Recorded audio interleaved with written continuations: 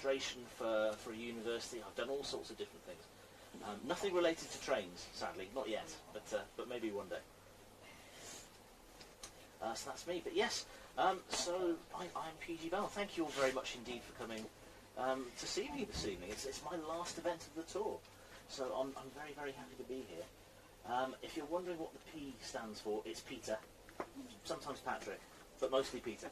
And the G stands for Gwilym, which is the Welsh form of William. And yes, I am the author of the Trains from Possible Places. I'm lucky enough to be writing stories for a job. The thing to realise is that you all have a favourite bedtime story, whether you're actually reading it at bedtime or whether you're reading it for yourself. These first stories that you're enjoying, if you're reading them for yourself for the first time, or maybe you're doing them at school, or your parents are reading them to you in bed, they're quite often the very first stories that you ever hear, and that makes them the most important stories. Stay with you longer than any other, and they can shape the way that you think about storytelling, and about the world around you, and about yourself.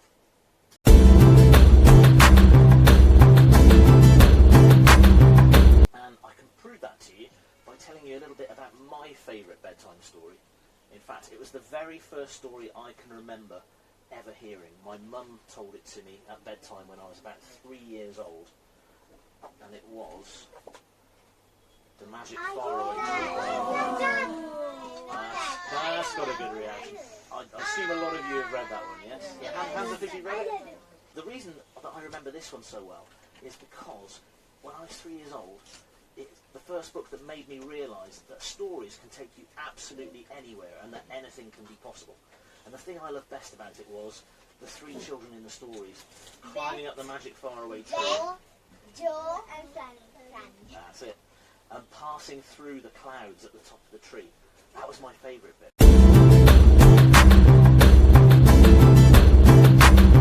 Possible places. Oh, you have? Oh, fantastic. Lovely. Okay, for those of you who haven't, I'm going to give you a very brief introduction. It is a story about this girl. Susie Smith. Susie Smith, exactly. Now, who can tell me some things about Susie Smith? Yes, She loves physics. She loves physics, that's right. Actually, yes. she loves maths, but physics is into maths only, so she's very good in physics. That's it, exactly. Physics makes the maths useful. Where is she? Where is she? That's her on the front there, yeah. There. Now, Susie is 11 years old. She's very smart. She's very sensible. She's a little bit stubborn. Yes, the most important thing about Susie is that she loves physics. And can you tell me why she loves physics so much? Should I tell it again? Sorry? I already told it. Oh, right, yes. Oh, it's because it makes maths useful. That's very true. But mostly it's because Susie likes the world to make sense. She likes things to be very sensible and orderly. And physics helps her to understand the world around her and make sense of it. And of course she's doing very well. Her life is very sensible and very orderly and a little bit boring until in the middle of the night she's woken by a strange noise and clanging, banging metal sound. And then when she comes down, she sees dad and mom snoring. That's right, she sees her parents fast asleep in the living room, but she meets someone in her A hallway. troll. A troll, that's it, exactly. Now, if I say the word troll, what sort of a creature do you tend to think of? A gargoyle. A weird creature with weird hair and a weird everything. A gargoyle. A gargoyle type creature and a weird creature with weird hair and weird everything, yeah. The first thought is a ginormous ugly looking thing with a big mole. But my trolls are quite friendly, they're quite clever. The thing that really makes my trolls different, though, is that they are engineers. They love to build machines. My dad is he's into machines. Ah, right, my dad's an engineer as well, actually. And my trolls are engineers. They love building magical machines. Any kind of weird and wonderful magical machines. In magical medicine, there were machines that make different medicines. That's it. Well, yeah, you're going to find all sorts of weird and wonderful magical machines in that book that the trolls have built. And when Susie comes downstairs and meets a troll in her hallway, the troll she meets is called Fletch. He's an engineer and he is building something right through the middle of her house. A railway. A magic train. You're way ahead of me. Yeah, well done. Yeah, Fletch is building a railway for a magical train. The train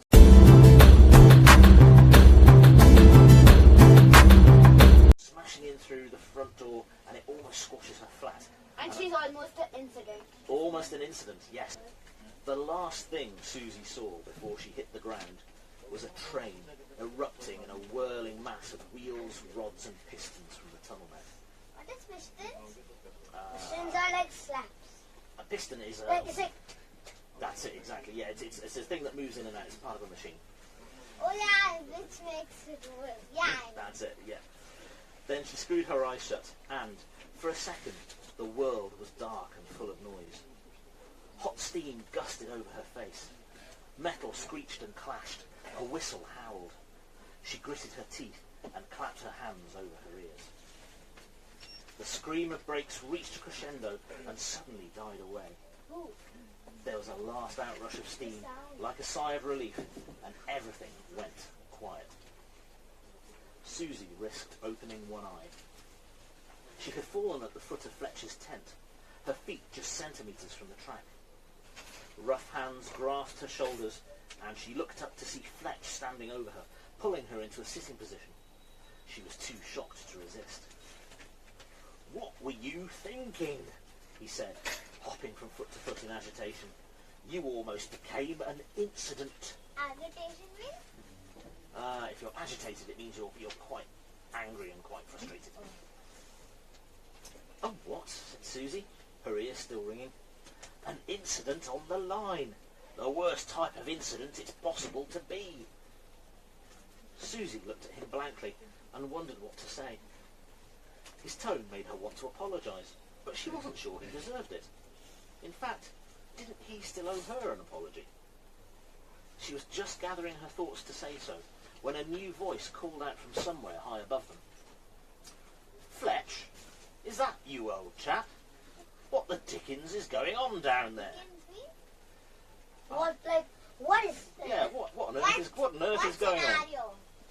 I'm not sure. What the dickens doesn't mean anything by itself, really. It means what on earth is happening. It's like, What the devil is happening. They both looked up towards the source of the voice, and Susie almost fell backwards in surprise. A mighty old steam locomotive towered over her, hissing and shuddering, and belching yellowish steam from its chimney. It was bigger than any locomotive Susie had seen before. At least, bits of it were. To her eyes, it looked like a large train had smashed into several smaller ones, and maybe a few buildings along the way, and the parts had all got mixed up and stuck together. Its chimney was too wide, none of the drive wheels quite matched, and the cylindrical belly of its boiler was too fat at the front and too narrow at the back. The driver's cab was nothing less than a neat little red brick cottage, complete with tiled roof, window boxes, and a bright red front door, which stood open on the near side of the boiler.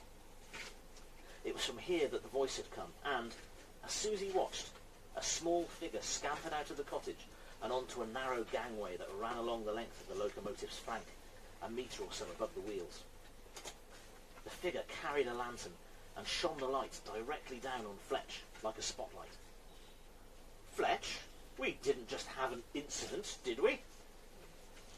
Susie tried to make out the figure's face, but it was just a black patch of shadow behind the glare of the lantern.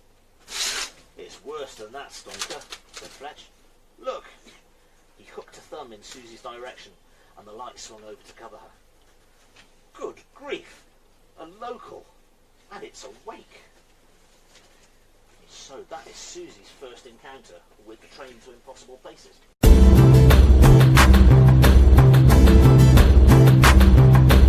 So you've been a reader, and so how much, would you attribute the fact that you are now an author to the fact that you are also a very good reader? Oh, I would not be an author if I wasn't a reader first. Every single book that I've enjoyed has made me want to tell my own stories. And even the bad books, the ones that I haven't enjoyed, have made me think, well, I can do better than this. I need to do better than this. So yes, I'm very lucky that I had very encouraging parents who gave me lots of books and took me to the library. I had a library at the bottom of my street, and a wonderful librarian called Miss Joyce, who I thank in the acknowledgements. In Matilda, the parents say that's watch TV by a That's it. stupid book. Exactly, but just like Matilda had her friendly librarian who encouraged her to read, I had a librarian who every week when I walked in, she had some books lined up ready for me going, I think I found something that you'll like. And she never questioned any of my choices. I could pick whatever I wanted. And she would always encourage me to try and read new things.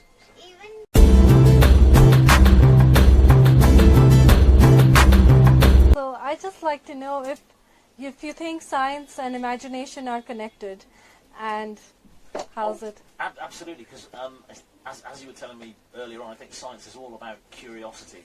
And you can't have curiosity without imagination, because you've got to be able to picture the world beyond your own experience and try and imagine how things might be. My grandmother used to be a professor of science. So, thank you very, very much, Peter. I think we all really enjoyed your talk immensely.